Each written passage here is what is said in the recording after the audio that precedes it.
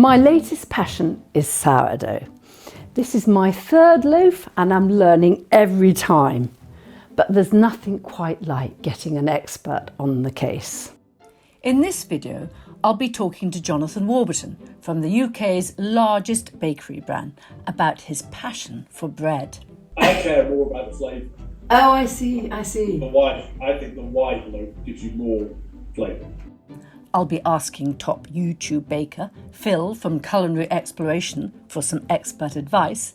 It's not really a question of is one method better than another. It's about choosing a method that suits your level of experience and the time you've got available. And we'll see how my loaf rates with top artisan baker Julian from Hambleton Bakery. I'll give all the lads a taste. There are a couple of reasons that I got into making my own sourdough. Firstly, it's cost. If you make your own sourdough bread, it will cost you around 66p. That's excluding heat from the oven. Whereas if you buy it from an artisan baker, it's going to cost, the same thing will be about £4. So there's a huge differential in price. Secondly, your own sourdough is unique to you because the starter becomes unique to you because it uses yeast and bacteria from the surrounding air, from your skin. And so it really is of the place. And I think it's really quite a satisfying process once you get into it. But what is a starter? So a starter, initially I got it from a friend and it's basically fermented flour. So with that starter I got from Anne, the friend, I then have to refresh it each week before I bake because it's live and you want it to be lively and bubbly. And it is basically the leaven that makes the bread rise. So to refresh the starter, I add it to 100 grams of brown flour and 80 grams of water at 30 degrees C, and then stir well. For a complete list of ingredients, you can screen grab these 3 step-by-step recipe sheets or download using the link in the description below this video. Now what you have to do with it is leave it for 5 hours at room temperature. And then after 5 hours, I'll pop it in the fridge and then it'll be ready for me to use to make my lovely bread tomorrow. Now, 5 hours, you might think is short, but this is because it's a brown flour. If I was making it with a white flour, all white flour, then it would take about 8 hours. Brown flour is much more lively. So I'll leave it now for 5 hours and then we'll make the levain with it tomorrow. Your own personalised starter is very important. And some people become so attached to them when they've had them for a period of time that when they go on holiday, they actually send them to a special hotel in Stockholm where they'll look after them for you. And apparently the change of air actually enlivens the starter. Maybe they're picking up different yeasts and bacteria from the air. It's a fascinating subject. And there's no doubt that some starters do have bragging rights. I've heard of famous people getting them imported on private jets from other very famous people so they can say they've got so-and-so's very, very excellent sourdough starter. Bit mad, really. The bread market is changing enormously and even the big boys are getting in on the sourdough rush. And they don't come any bigger than Warburtons. Jonathan Warburton is to bread what Willy Wonka is to chocolate. He is also a client of mine and agreed to have a quick chat. So it's great to see you again, Jonathan. I think I probably last saw you about, was it 15 years ago when I was doing your garden? And you introduced me to sourdough, I think, because I had the first ever sourdough at your kitchen table. Correct. And you had an artisan bakery and it was amazing.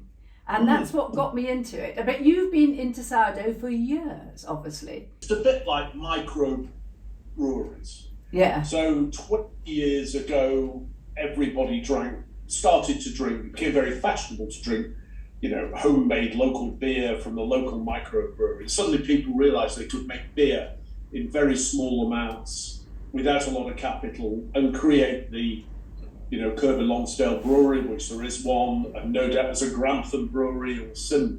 Yeah. The same ethos has developed and taken over with sourdough and with homemade bread. And I don't mean bread machines, I mean people turning it into a craft. But unlike brewing on a sort of even more micro scale than brewing, and of course then it became written about and fashionable, and it got a boost, a real turbo boost during lockdown, when people with far too much time on their hands suddenly decided that wouldn't it be wonderful if we all ate our own sourdough bread made at home, and discovered a different type of bread than they'd maybe been brought up to, and suddenly made this decision now that they weren't going to eat packaged bread anymore. It was all going to be sourdough. Of course, now people are having to go back to work. It's not quite as convenient as they may have originally thought. But we've known about it and eaten it and looked at it for years. There's been a lot of sort of snobbery about packaged bread and and how dreadful it all is. Well, that's a bit debatable, quite frankly. It's fed a nation, and after the Second World War, the country had to feed itself.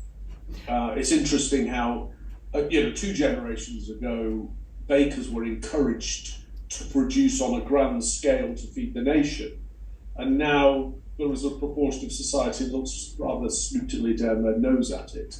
If you look at the sort of more artisan side of our business, where we are making, we have a bakery in Milton Keynes that's basically a large research and development bakery. Yeah. And that's where we make our sourdough and our artisan products, which are done in tiny quantities. We're selling 3 or 4,000, we're selling about 1,000 a day. We've decided to do it, to accept the consistency of inconsistency as a positive. Yeah. And I think one of the reasons that sourdough has become so popular is that it's got so much, there are 2 things. It's got mouthfeel, which is the holy grail for all baked goods, how it eats in your mouth. My father, who was a master baker, used to drone on about how important and how important mouthfeel is. Now, if you take a standard Warburtons product, we use 50% of all our grist is Canadian wheat, which is the best in the world. It gives you a different bite characteristic than 100% English would, for example. It gives it more strength and more, just more mouthfeel. I can't describe it better. Mouthfeel. So it's not sort of cheggy and gluteny. It's, how would you describe the mouthfeel exactly? What it has is it gives resistance. Right. So if you press a loaf of bread, if you press a loaf of our standard, standard produced bread, put it down, press it, it'll go back to its original point. If it's got wheat flour and you push it down, it stays down, and it makes it quite a wet eat. And you can tell when you actually get it on your palate. It's the resistance to the chew. And one of the things about good sourdough is that gives a lot of resistance in the mouth. Right. The other thing that sourdough has happened upon is that over the last 20 years, we've reduced the amount of salt into standard bread by 40%. Woo! I would never have known that. What does salt give you? It gives you flavour. In sourdough bread, there are 2 things. The legislation on Bunny Guinness's super duper sourdough is almost non-existent. Yeah. So you can put in what you like. Yeah. The reality is, though, is that the sour replaces the need for salt flavouring. Now, salt is also there as a processing agent, but the reality is it gives it taste on the palate. The sour flavour replaces the necessity, which I think people go, this tastes better. One of the reasons is that it's got this slightly bitter taste that's replaced the necessity that salt had in bread originally. Yeah, that's interesting. Just a real plus for the product. Yeah, because they are saying that the amount of salt in our daily diet is actually really too high, but they daren't reduce it down to what it should be because we won't like it. So we are all the time having far too much salt. So that is a huge plus point, isn't it? It is, and that is, it's like all things, Bunny, it's choices. You don't have to eat the bag of crisps, and you don't have to eat You know, you buy a packet of our crumpets, of which we make millions a week. Buy a packet of our crumpets. It's what you put on it that makes it salty, not the crumpet itself. Yeah, the crumpets. I always remember you kindly gave me a pack last time I visited you. You put them on the top of my car, and I drove off not knowing they were there. And then luckily the gardener came behind and picked up the crumpets and had them for his tea. So they weren't wasted, just in case you saw me fly off with the crumpets in the other direction. But no, they're wonderful. So that taste thing is, the thing is, you say you don't have to eat the salt, but once your palate becomes acclimatized to it, you demand it and you expect it. Yeah. And that is the problem. We are creatures of habit and addictions, I think, aren't we, really? But I've been adding a lovely ingredient to my sourdough. I have to say I haven't made many loaves, but I'm really enjoying it, and that's Guinness. And I think that gives it a nice sort of earthy depth to its taste. You wouldn't do a Warburton Guinness loaf. I mean, I don't know. You know, you've got a vested interest with your name, so have Guinness in. The trouble is, Bunny, that in our world, volume is key. We've got to sell, to make it worthwhile, we've got to make a lot. And how many do you sell a day? How many loaves do you bake a day and sell a day? In total, about 2 million. Every day?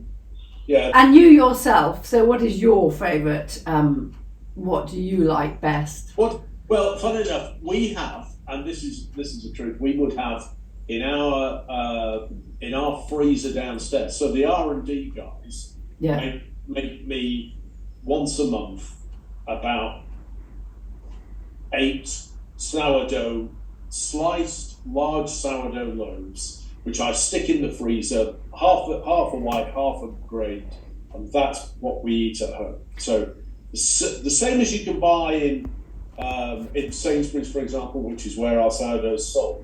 The same product, and that's what we eat at home. But inevitably, Bunny, in my job, I'm trying things all the time. Yeah, that must be a nice part of it. So you said half of white, half of grain. So it's not. Yeah. And so it's a brown grain. It's a brown grain sourdough, so it's the same basic recipe as the white sourdough. It's just got some additions. And what amount of wholemeal flour in that? 50-50. Oh, you're as high as 50-50. That's good, because I do 50-50. Now I'd like to do 100% brown, but I think it'll be something to put the fire out with rather than to enjoy. But we'll see.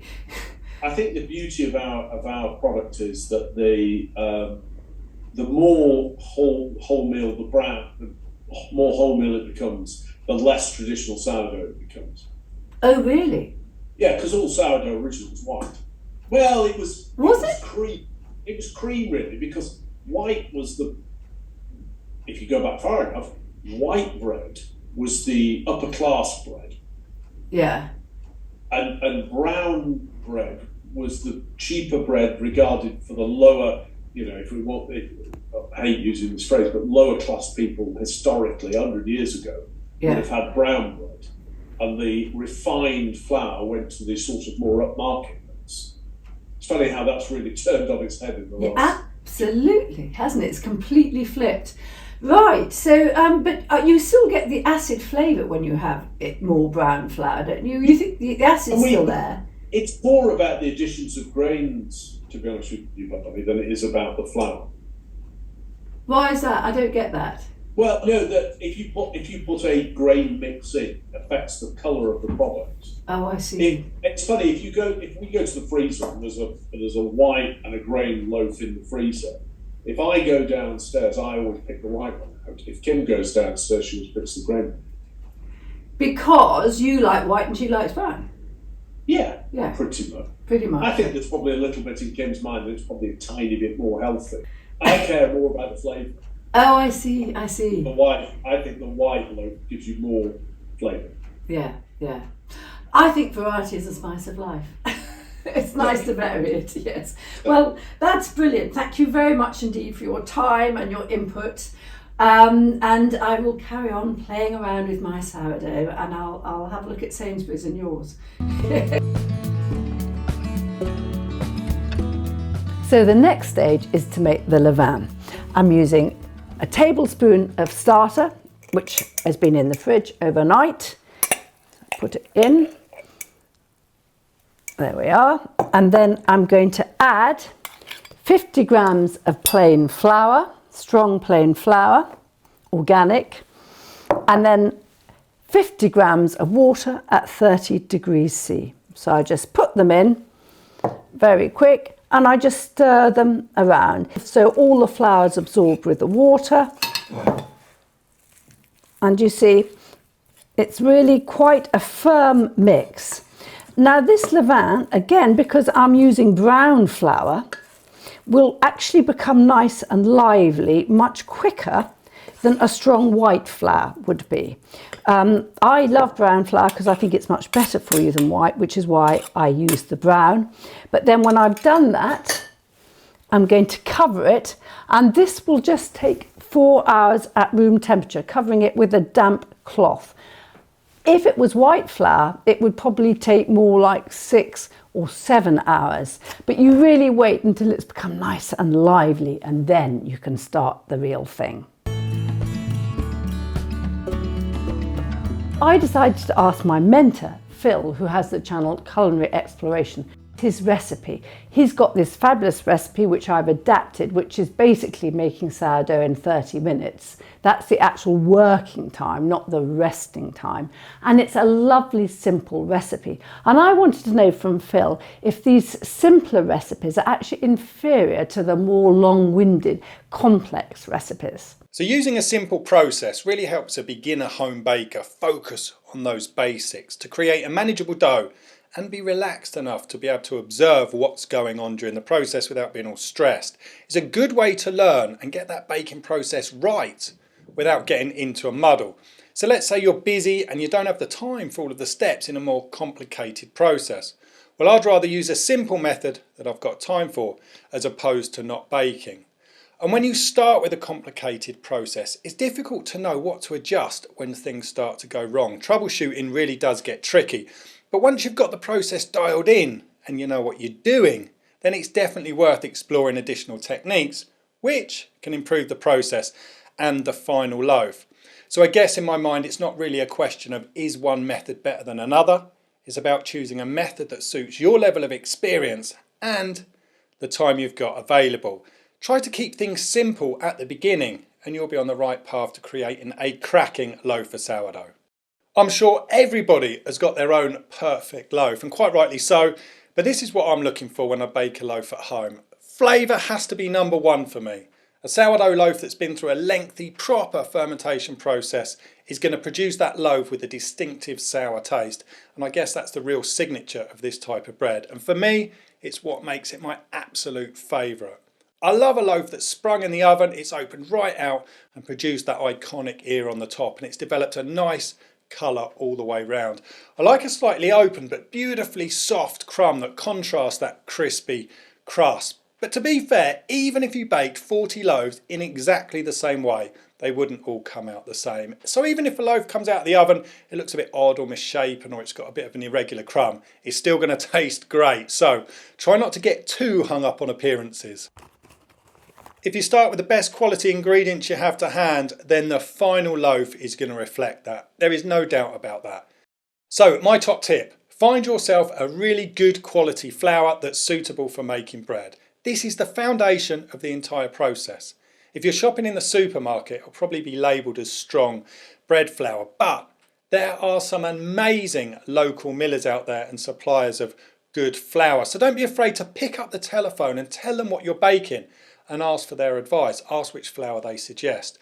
Choosing the right flour will produce a strong dough that's going to have the strength to hang on to all that gas that's produced during the fermentation, and the dough is going to be able to expand without collapsing. This is really going to help that loaf spring in the oven, produce a nice crumb and that iconic ear on the top of the loaf. And of course, the flour you choose will have a huge impact on the flavour. And here's a little bonus tip. If you're following a recipe and you're using a good quality flour, but you end up with a sticky dough, don't be afraid to reduce the amount of water you use in the recipe. Different flour will absorb different amounts of water. So don't be afraid just to tweak that recipe slightly.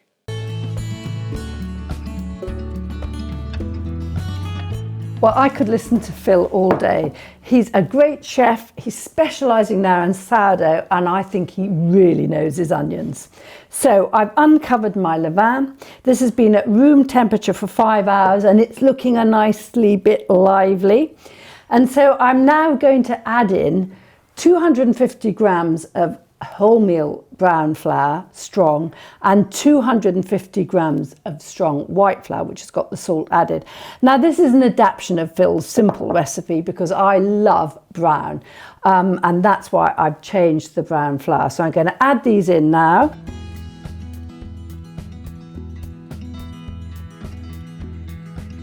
I then add 290 grams of water at 30 degrees, along with my special secret ingredient. So my secret ingredient in this loaf is 40 grams of Guinness. So I've replaced some of the water, and I just want a slightly darker, hoppier flavour perhaps. Last time I made it with 30 grams, this time 40, maybe next time 50. I do think that alcohol can reduce the effect of the rising on the loaf. So I don't want to go too extreme, but I just want to add a bit of punch, a bit of individuality. So I stir the ingredients with a metal spoon just so they're nicely, lightly mixed. And then, having wet my hands, I mix them all together with my hands. And this process is quite quick, it's quite simple. It should take no more than 5 minutes. Then I just put it into the bowl. I'll cover it with a nice damp cloth, and then I will leave it for 5 to 10 minutes. So 10 minutes later, I take it out of the bowl. Isn't it lovely? You can feel the life in it actually. It does feel quite lively. Roughly into a ball, and then I'm going to do my major stretch and fold. Now, to stop it sticking, and brown dough is notoriously sticky, I just use water. Don't use too much or it becomes a bit of a lake. And then what you do is you just put some on my hands as well into a bowl, and then I'm just going to put it out to a circle. So I'm just going to pull it out, gently working it to a nice circle.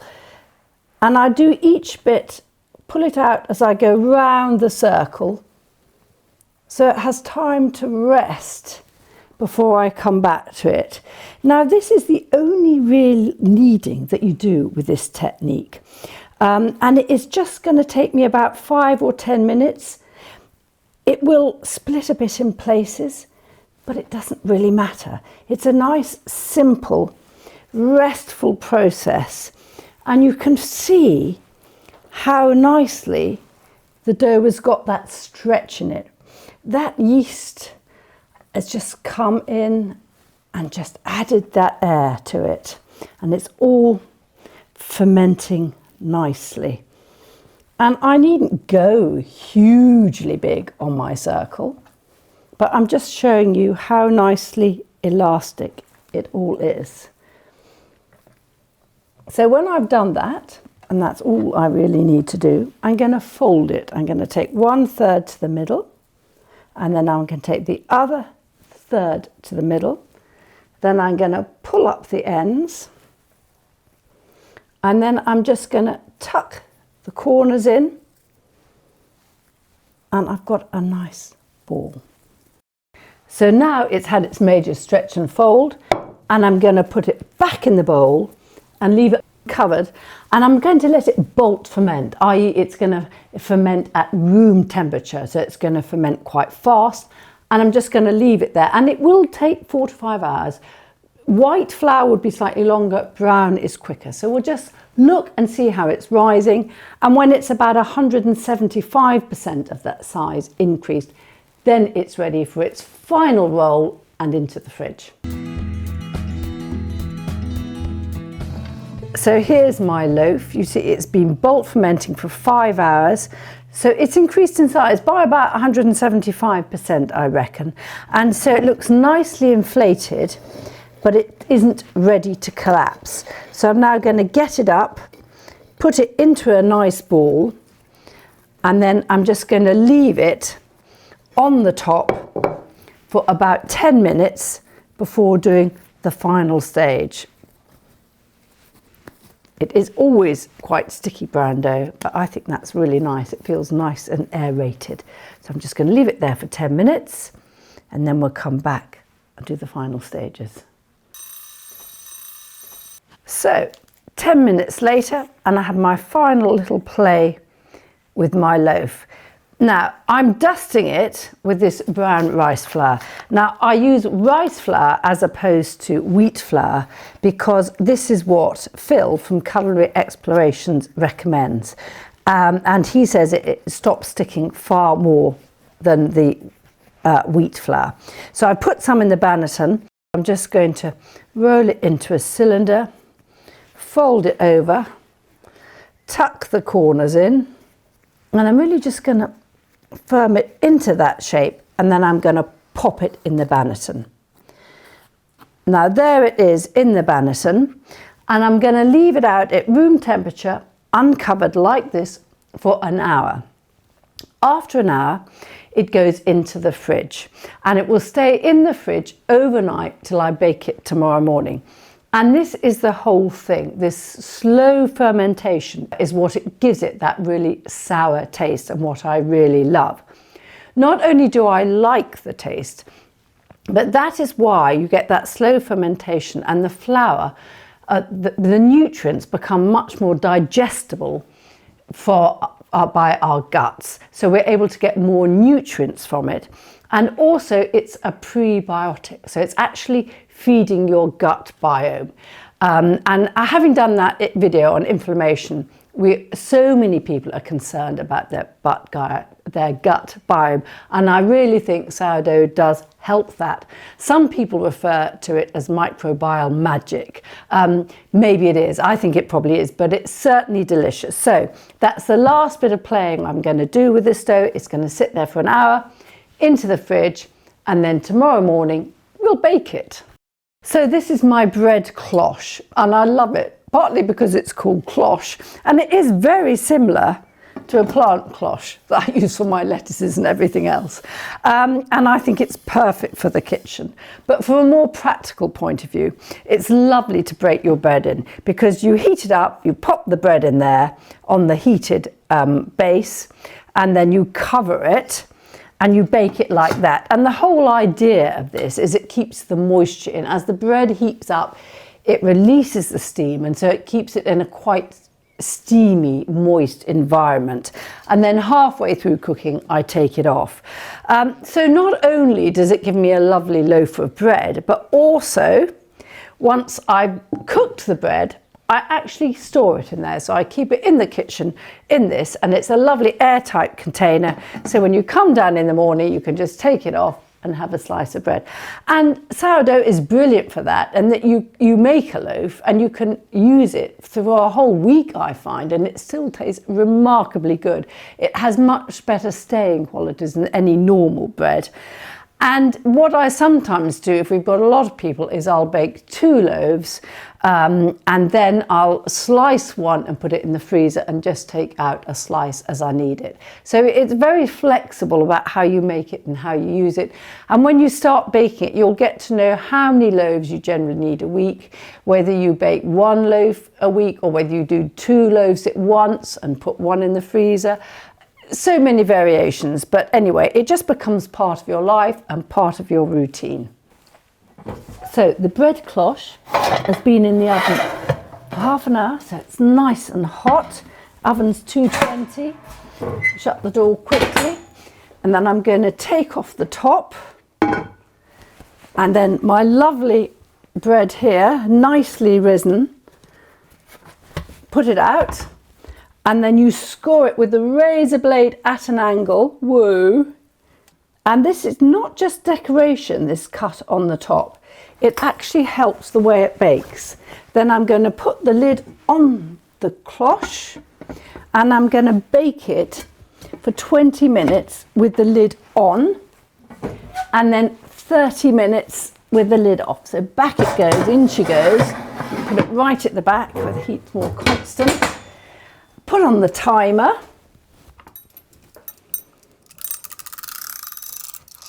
For 20 minutes, and then the exciting part starts. But the proof of the pudding lies with my local renowned bakers. I'm at Hambleton Bakery. It's first thing in the morning. I'm here to meet Julian Carter. He's the master baker at Hambleton Bakery, and he's my go-to baker where I always bought my sourdough from before I started making my own. So he's kindly agreed to give me some hints and tips to improve my bread. Let's go meet him. We bake around 1,000 sourdoughs on a Friday and on a Saturday. So that's 1,000 of these to be hand-shaped and filled. Wow. Yeah, so that's a lot of sourdough. Wow. What amazes me about your sourdough is whenever I buy a loaf of your brown loaf, and I've been having it ever since I got into sourdough until I started making my own, but yours is consistent. Yours is far more consistent than mine. How do you get that consistency? Well, we don't always get consistency. There is variation because it's a living thing. Yeah. Weather makes a difference. Flour types, because we use not necessarily safe flours, stone ground flours and things like that, and rye flour. So there are always inconsistencies with sourdough that you'll never get the same one every time unless you're baking 5 or 6. Ah, that really reassures me. That's really good news. But with mine, I think mine is sourer than yours. Yeah. Now, do you make yours less sour because you're catering for a wide audience, whereas I can do it really sour because I like it really sour? Yeah, so we can't go too sour because we've got to please everybody. Yeah. So it wants to be a sourdough. You must know it's a sourdough. But Yeah. and the sourdough is really an Americanism. Because they used to make it once a week, and they keep the culture, and the culture with the lactic acid gets sour and sour the longer you keep it. So if you were somewhere in, say, Northern Europe, you get very sour, almost lemony like sourdoughs. But actually, So just hold it. So they keep it longer and longer. You're meaning they don't refresh it, or they No, use it? they use it. So the longer you keep your starter, the more acidity it will collect. Yes. So if I have it for 25 years, Oh no, in a week. in a week. In a I week, see yeah. what So you're saying. every time you feed it, so the longer you keep something, Yeah. then the more acidity it will, a starter, the more acidity it'll collect. Yeah. So you'll end up with something very acidic by the end of the week. Then it's about how much you use to make your bread. So we keep the same amount and we do it daily. So ours has got 1 day kept at 18 degrees to reach it, 24 hours to reach its acidity. So Right. and it does vary. Even for us, it varies on a quieter day than a busier day. So on a busier day, we get less acidity because we've got making more sourdoughs. Yes. On a quieter day, we get more acidity. We're not necessarily chasing the acidity as much as you think. We want it to be there, but Yeah. it does vary again. And again, weather has an effect. Lots of things can have an effect on the acidity of it. But we make 7 days a week, 24 hours a day. So there's always on the cycle. We've never left it for more than a day. Ah, interesting. And then the other thing is, I like quite brown bread. So in mine, I put 50% brown flour, 50% white. Yeah. What is in your brown loaf? So in our brown loaf, we use rye and wholemeal, and white flour. So how much rye, how much brown? So how it's much about white? 20% rye. Yes. It's about 10% of it is wholemeal, Yes. and the rest is white So flour. it's about 70% white. Yeah. So mine is browner than Yeah, yours. it's what customers you're looking for. So Yeah, again, we're trying to tick a lot of boxes. Yeah. We deliver all over the East Midlands. What we're good at is making a lot of sourdough. Yeah. Many bakeries can make sourdoughs, but they can't make a lot. And we've built ourselves up to make a lot, Right. like 1,000 a day. Oh, which is, in this area, Yeah. you are for everyone. so, but we also we're not in London, so we have to tick a lot of boxes to please everybody. Yeah. So you have to be careful you don't go too far with too many holes, upsets too many people, too few holes, upsets the other way. So we're trying to hit a balance, because it depends what they're using the bread for. Yeah. And we can't make thousands of different types of bread, so we have to try and please everyone. So we go for a sort of a medium style, if you like, not too big a hole, not too Right. small a hole, not too acidic. Yeah. You know what I mean? So that's the kind of system we go for. Lovely. And if I want to get 100% brown flour in my loaf, do you think I will ever manage to do it without it being like a brick? No, well, so heavy. no, you won't. No, because if you think of wholemeal, Yes. it's the bran that's in Yes. it. Yeah. So the bran has got no gluten in it. So Yeah. the more bran you put in something, then the less gluten you put in something. So therefore, the heavier something is. Right. Yeah. So if you were to add 100% wholemeal, will always be dense, but that's not a bad thing. It's a nice bread. It doesn't have to have big holes. It can be dense. We do a wholemeal, but we yeast it rather than sourdough. Oh. That's 100%, and Yes. it's quite a dense bread, but it's delicious. It Have tastes you- of wheat. Have you ever done a wholemeal without yeast? With sourdough, you mean? With sourdough. Yeah, well, it's a bit, again, yeast and sourdough. So to make packet yeast, they take a sourdough culture and they mass produce it with oxygen and molasses to make a liquid that they then compress into blocks of yeast, and then they can dry it to make dried yeast. So everything is yeast. Sourdough is a wild yeast that you've farmed yourself. It's the slow process and the lactic acid that makes sourdough what it is. You could make sourdough with a very small amount of fresh yeast. As sad as it is to say, but you could. Well, a lot of bakers do, don't they? Well, it's not sourdough then. Has to be a wild culture. Yeah. But they sell it. All these supermarkets that sell their own sourdough, they've all got yeast in them. Oh yeah, and they don't taste and all sorts of other sourdough. things, and they're not sourdough really. No. But there's no rules or regulations around it, and I don't think the government's interested in making any. I think you've just got to be your own best critic on it. You can tell when a sourdough is a sourdough. But absolutely. I think if you look back at history of making bread, before mixers and before packets of yeast, there was only one way to make bread, and this was it.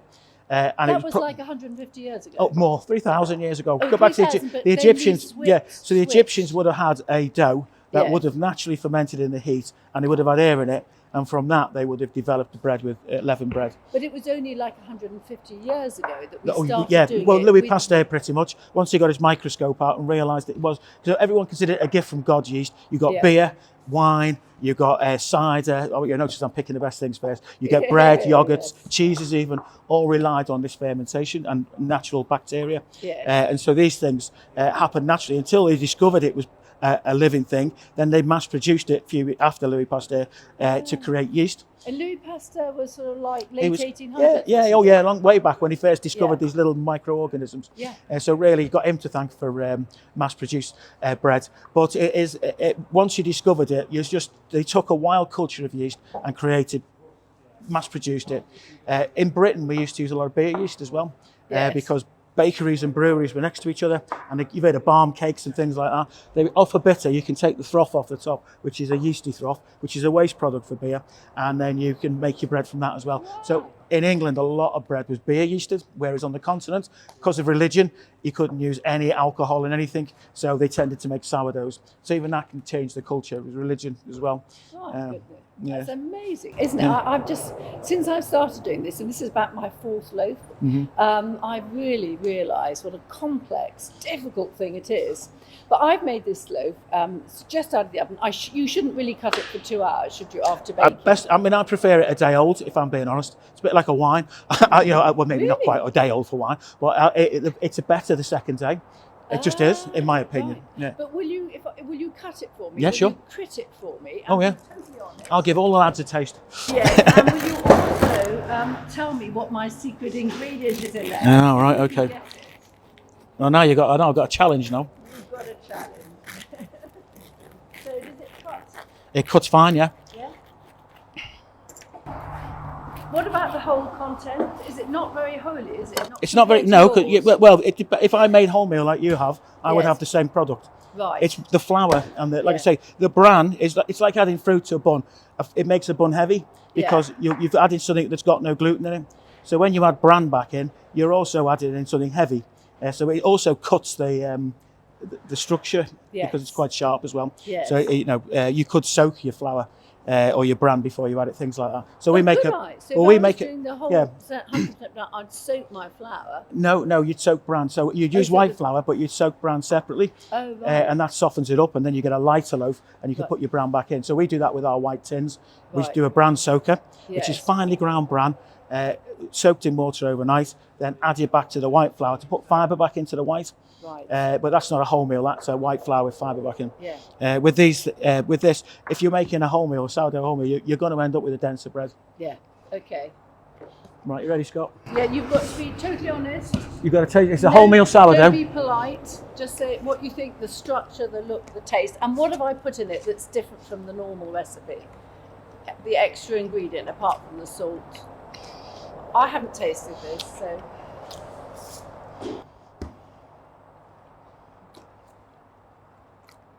It's good acidity. I like the acidity on that. Good acidity, okay. Yeah. I think that's more acidic than yours. Oh yeah, isn't yeah. It? Yeah. Well, it depends what you're comparing it to. Is it a bit gluey, do you think? A little. I'd say, it's better cold. It's just the way it is. So you're going to get that chewier flavour to it, the texture to it, because it's still warm. Once that's gone cold, it'll Yeah. be different again. Yeah. So, how would I improve it? And what do you think I put in there? Yeah, have a good look at it. You're obviously I a can master baker in the I can making, tell- if you aren't I can tell already. it's almond by the colour how dense it is. And that. Yeah. And So it's sourdough. 50-50, 50 Is that brown, 50-50 50 white. for Yeah. wheat? Yeah. I would say there's a little bit too much salt in that. Oh, really? Yeah, for Just me. 1.5 Yeah. teaspoons. Yeah, well, it just depends what you make. But for me, right, Yeah. I would put. I mean, I love salt too. I do. I often get told off for putting too much salt. I think Yeah. you got a little bit too much in there. Right. So I put 1.5 teaspoons per. What was it? 500 grams of flour. Yeah. What So, would you put in? well, we put between 1 and 2% Yeah. of sea salt in, depending on the loaf. So a white takes a little bit more. Yeah. Because it's like seasoning soup. If you've got flavour already, you use less salt. If Right. it's an anemic glass of water, it takes more salt, if you know what I mean, Yeah. to bring that flavour out. It's the same when you add salt. We add salt for flavour. We don't add for health reasons, but we use pure sea salt. Yeah, so So do that- I. yeah, I and- use pure. and it salt. has Big, to- chunky crystals. Oh no, ours are thin, powdered. So I should Yeah. grind them down. Yeah, yeah. Ah, Then it lovely. dissolves better into your water. Yes. But okay. And can you detect the mystery ingredient? I can't though. I'm getting Oh, right. wholemeal. I'm getting sour. Yeah. You pick anything up, Scott? Well, No. it's Guinness. I've Oh, got a bit of course Guinness it is. in. Yeah. Beer But bomb. I put 40 grams of Guinness in and reduced the water. But I was slowly going to up it until I thought it had just added a bit more of a hoppy tang. Yeah. Do you ever do that with beer? We made a beer balm, as I was saying before. We used to Yeah. get from the grain store brewery the froth, which had a really fruity Yeah. flavour, Yeah. and that really brought out the flavour of beer and the hoppiness of it. But the beer yeast works Yeah. better than beer. Yes. So if you've got a brewery, they give it away for nothing. Well, we give them some cakes and things, and Yeah. you just skim the yeast off the top of the bitter, Yeah. and you use that to let it settle, and it'll settle to a sort of paste in the bottom, and you use that paste. But it's got to be fresh yeast. It can't be, like stale beer, like smells like a beer, and like Yes. a pub carpet. It's got to be fresh and fruity smell to it, and then you make your dough with that, and you'd have more. You could actually that would make a great beer bomb, where you use instead of a sourdough starter. You could use your beer bomb and your Guinness as another way of doing it. Yeah. But no, I wouldn't have picked Guinness up in that. And even Right. now you've told me, Yeah. I'm getting that background hoppy flavour because I'm looking for it now. Yeah. Because I will like add a Guinness. bit- I will add. You don't like Guinness? No, I love Guinness. No, Okay. no, So we I don't will like add Guinness. A bit more up. As I'm trying, I'm just trying different things. Yeah. And also, we don't have chlorinated water. We only have a spring supply. Yeah, what we do is we have so chlorination. You need to let the water settle because it's a gas, and the Yes. gas disappears. So we have a tank. So our water goes into a tank because we can't afford spring water for 1,000 sourdoughs. Yeah. So we allow it to settle in a tank, and that dissipates any. So that anybody could use. Yeah, that tap tip. water, yeah. If people want to have non-chlorinated water, because there is a thing about this. Yeah. So They there's, should just let it settle for 24 hours. yeah, and the gas will and the dissipate. gas is off. Oh, fantastic! That's really helpful. Lovely. Well, thank you very much indeed. No I've problem. learned so much. I'm going to go back and listen to this clip because there's so much information there. No, you're It's welcome. Yeah, wonderful. Yeah, well, brilliant. Thank you very much indeed. no problem. Have a good day. And you too. Yes.